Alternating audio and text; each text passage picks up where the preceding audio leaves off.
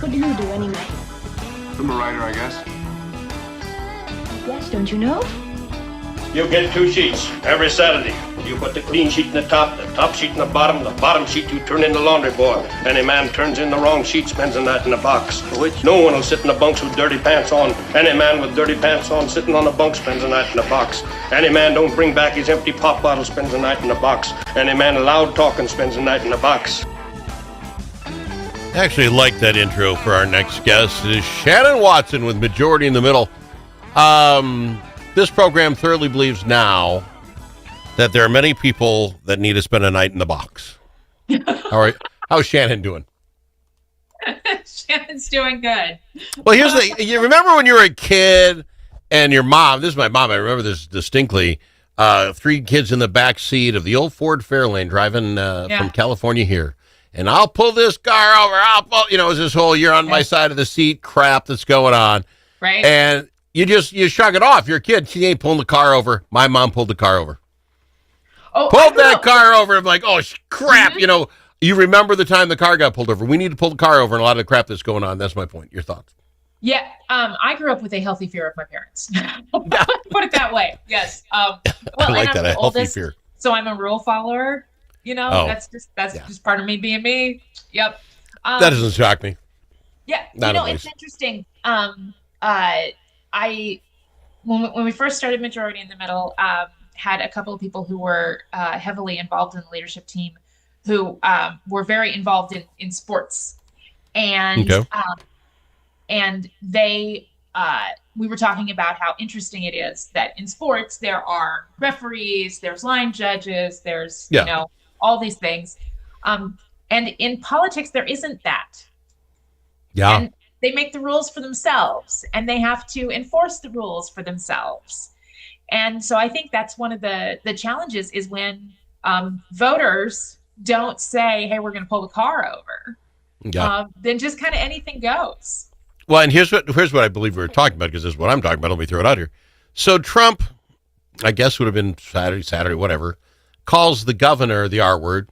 We don't use the word, and we don't use that word in my house. You know what I'm saying? It's just There are some words that I just don't use, and that's one of them. Yeah, and go ahead and try to use it when it rolls off your tongue in any situation. Everyone kind of takes a gasp. It's just not a word that needs to be put out there, not by my president, not by anybody of any dignity whatsoever. Yeah. So he did that. Okay, not standing up for it, we denounce it here. The conversation then goes from, and he was referring to our governor and what's going on in the state of Minnesota. Now we no longer discuss the issue at hand of what's going wrong with all the money and where's it going and that sort of thing. We're now in this little 5th grade pissing contest where the Democrats in the Senate in Minnesota, our House Democrats, our Minnesota Senate, sent a letter to the Republican senators and say, hey, you better renounce what your guy said, because if you don't, you're going to get it. And then the Republicans, and I got Julie Coleman coming on, we're going to talk about it. She comes on and says, I will as soon as you stop calling us racists and Nazis. And then Omar comes on this week and calls the MAGAs racist. And they're like, folks, this is the argument in the 5th grade where the teacher has to come in and say, Al, shake Bob's hand. And then you shake his hand, and then the teacher thinks it's all better. And it's not. Now I hate Bob, and I think he got Bob cooties on my hands. This doesn't fix anything, but we pretend it does. And it drives me nuts. What were the Senate Democrats thinking would literally happen by sending a letter across the aisle? Really? And I'm not ripping them. It's all gamesmanship. Yeah, I try to give most people the benefit of the doubt and assume positive intent. That's why we're different. Right. Well, a lot of reasons, but that's a basic, because I'm like, no, this is just ridiculous. I think that the thing with the letter is an illustration why those relationships matter so much. There you go. Because a letter is really only necessary when you can't call somebody up on the phone. Or, that is a great or you point. want the letter to be the topic of conversation on the radio, which ding ding it is now. I got to have something too. Come on, I got to eat. Right. But the I think the calling out isn't helpful. I think a calling in is always helpful. And that letter, I mean, it may have been an attempt to do that. If so, we're not good at it yet. But yeah, that's the thing. Like if it can be a conversation, and I know there are people who have within the Senate who have really good cross-party relationships, and that's not the situation that's being illustrated. Well, let's throw some out. Senator Abler came out, and he actually sent a letter to Trump saying, "Hey, don't," to the president, and invited him here. He was really shocked that anybody would respond, that anyone would find out he sent the letter, but he did, and he got a lot of great press, and I love that. Yes. That to me is leadership. Is absolutely, and you're saying the thing that you want, that needs to be said, not as a play, not as a move, but because that was. I mean, that's genuinely what Jim Abler thinks. But here's what drew the attention for me and how this works is like, yeah, thanks, Jim. That's a good letter, and I would let that go. The left, I mean, he was on some radio shows. He's getting calls all over the place. They're anointing him for doing such an outstanding thing, which is a political move as well. Because it's like, you wouldn't talk to Jim otherwise, but now he's, on your side. Here's my problem. I believe there must be somewhere a nugget of reinforcement that you get to go down that road. Trump probably doesn't need it. When I say that, Trump, he's just a different duck. He doesn't seem to care. Watch out for the next 3 years. He's not going for re-election. You can tell him his polls are growing all you want. He's not going. I don't think he gets better in the next 3 years of this. And I'm not sticking up for him, but I don't think it's better. But on the other side, the racists or the MAGAs or, what Nazis, whatever. Somewhere, someone's getting positive reinforcement on that, or it would stop. Because you and I, both of us agree, stop using this language, stop using it, but they keep doing it. So somewhere there's something going positive, or you wouldn't do it. Right. Well, there's something going positive. There's positive reinforcement. Part of the positive reinforcement is continuing the divide, and making it harder for people to sort of cross over and agree. There are our sort of political industrial complex. The more people you can keep in your base and have as your you're all there all the time, will not cross the aisle, will not defect, will always vote for your candidate. Those people are very useful.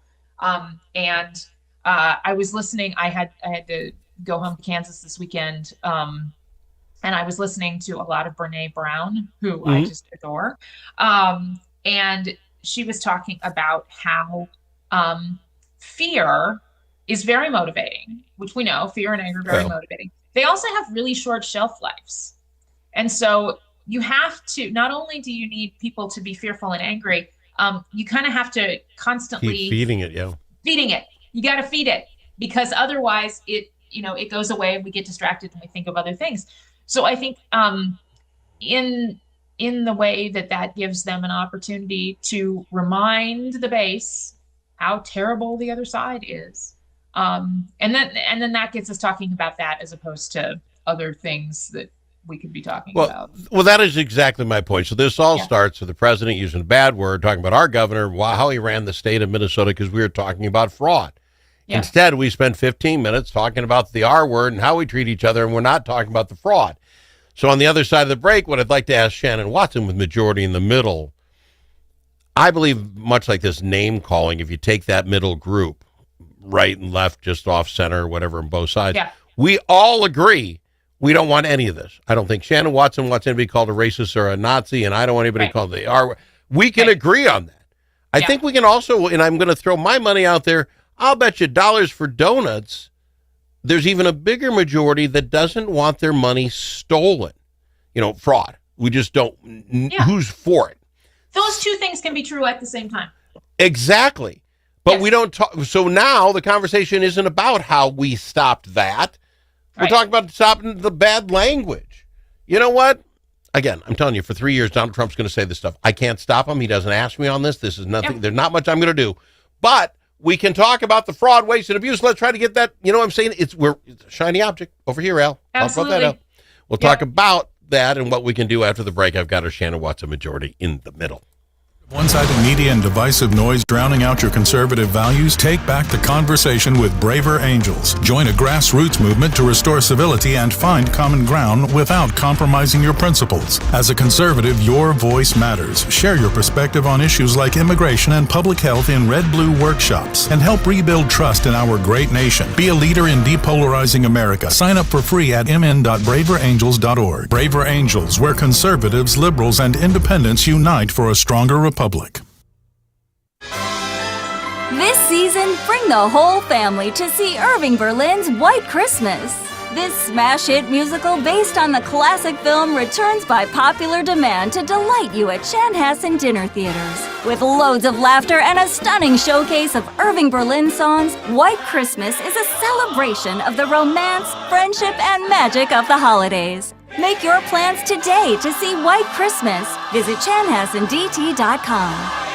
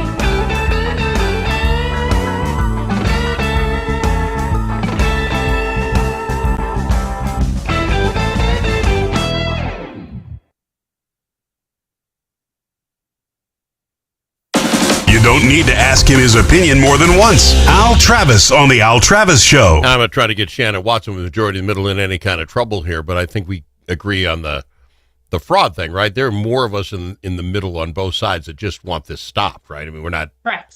Yeah. Yes. But I think back to the shiny object thing. The story this week was Monday's paper with the Star Trib doing an entire story that Donald Trump called it $1 billion in fraud. Yeah. And they ran this huge article talking about, well, it's probably not going to be that. Oh, I don't think we get to 1 million. So then the day's article, KSTP, Channel 9, all do, we think it's 800 million. Oh, wow, I'm sorry. How is that the story? The other day I gave this gal, I think at the gas station, I want to use his name, and she mischanged him by $10. And I said, oh, that was a 20. Oh, I'm sorry, sir. We fixed it, right? Right. I don't want to be ripped off $10. If it's 800 million, 900 million, or $1 billion, I don't see why that's an article, except it gets us talking about, well, what's the real number? It really isn't as bad. You know what I'm saying? Who? What rational human cares if it's 800 million or $1 billion? Yeah. I'm sorry, that's putting people in a box and say if you're not rational, if you don't believe me. But there's a reason they wrote that story, because it isn't a story. Let's find out what it is, and then you can tell me what it is. But I was just as offended if it's 500 million. I'm missing a point. Yeah, well, and the I think sort of some of the underlying thing is, how can we dunk on people who are being wrong, either deliberately or accidentally? I do think journalists, and I use that term very carefully. I have a lot of respect for actual credentialed, editorially controlled, like journalists, like usually legacy media, but there are also some people out there who I like follow who, the what, standard. where, when, why guys. Yeah, Tell me what's going on and absolutely. leave that. That's what I want. Right. They have a hard time trying to figure out what to report in a story when people are saying things that aren't true. Sure. There has been a conversation for the last probably 10 years. Like journalists generally don't use the word lie because lie inherent in the definition of lie is that you know you're telling a falsehood. And that is really hard to prove. Sure. And so they generally don't say lie. You know, this is the thing. So we wind up in the conversation about how much and who said what and all of these things. I think that I was talking to somebody right before you and I got on the call, and this is somebody who has worked in international democracy and good government, and like brilliant guy. And he said that one of the challenges with government is when it gets so big, or when the attempt to outsource parts of government, you try to make government smaller, and you do that by outsourcing. Yeah. Part of the challenge is that when you outsource, like to Feeding Our Future or whatever nonprofit, you then lose control and you lose the ability to see who's doing what. And so parts of the time, you know, like we're hammering on Governor Walz, like, why isn't he saying why there's fraud and what this? He may not know because our system is so big. And I would have so much respect for somebody come out and say, we don't know, we're trying to figure it out. It's a very complicated system and there are a lot of people involved. I love that. Yes, I would agree. I would give that answer a lot more applause than what we're getting this we don't know thing. I go look. Here's the one. Yeah, So they stopped that's part of the question is like, are we looking? Yes. Are we trying to figure this out? Yes. Is back to you and I being in the middle. It's the knee-jerk stuff. Now they stopped something, and I have no idea. Disability housing, something. Going to stop it for 6 months. We already think there might be some there. I never heard of this program. I don't know if there's stuff in there. Yeah. But I'm thinking it must have helped somebody. Kind of like the autism thing. It must be autistic kids that needed help. And now we're putting all the pause on, taking the stop off. What are we doing to those kids? If I had an autistic kid, a disabled person that was living in these homes, I'd be furious. Yeah, the SNAP people that need $190 a month. I don't want to take it from them, but they want to stop SNAP until we find out who's stealing. It's gotten so big and so many possibilities of fraud that's the reaction. And Walz did. Trump's doing the same thing. Now we're hurting the people I wanted to help. Right. And I think not a lot of people like me, that's me to say, but I think there's a majority in the middle that don't want a knee-jerk reaction. There's a systematic find out, right? Go find out how this happened. It's been 7 years. And it takes figure it minute. out. Yes. Right? It takes a minute. There are paper trails or lack of paper trails. There are, contracts and different people. And of course, during COVID, a lot of that stuff was not like, you're not just going through the paper files in the building, because people were all working from home. Not everybody. There were a lot of people who did not have. But no, you get my point though. It's like we react when we have COVID. Got to flood the zone with money because we want to help people out. Then all of a sudden that creates some issues. Now we're going to go this other way. Now we'll just stop everything till we figure it out. Well, neither one is the right answer. Right. Well, and that's the thing. Like, if there isn't a right answer, then whatever we try is going to be wrong, and whatever we try is like. It's a teeter tot. It's a seesaw. And the ones in the middle are that pivot. That's my point. The ones in the middle have to say, you start using that language. They should all be sending Jim Abler letters, right? Send them, all of us. Just everybody in the middle say, don't do that. If you do, we're not going to vote for you. The same one there. Don't call them Nazis anymore. We're just done with that. And I think if that group, that teeter-totter in the middle, did that, we'd start having people say, well, we're not going to knee-jerk stop everything. We're not going to knee-jerk flood the zone with cash. The middle would like us very much to take a calculated approach on this. We got to start grabbing some political moxie in the middle. We seem like we're just there watching. I don't like that. Well, and that was my concern 5 years ago when we put the organization together, was the number of people, the majority in the middle, who were like, ew, politics, I'm out. I don't want it. I don't want to play this. I want to take my kids to soccer. I want to pay for my groceries. I want to go to work. I want to watch the Vikings win. Like all of those things. That's what a lot of people want. and they want government to not be nonsense, and they want it to work. And they just, when it doesn't, they don't want to participate. And so yeah, there is some you may effect. not be into politics, but politics is in you whether you want it or not. This is going to happen, people. So how does someone get to majority in the middle and join up so that there's a little voice here in the middle that can say, hey, let's get back to normal? We go to our website, majoritymiddle.org or majoritymiddle.com. We have both. And best thing to do is sign up for our newsletter. I only send about 3 emails a month max. It's not going to be like the holiday thing where, oh my gosh, the text messages. I don't know if you're getting all these text messages. It's out of control. Text messages and emails and all the things. Anyways, we very deliberately don't do that. Sign up for the newsletter. You'll get some of this messaging. You'll get some good things that are going on. It's majoritymiddle.org or majoritymiddle.com. I got to go. I'm out of time.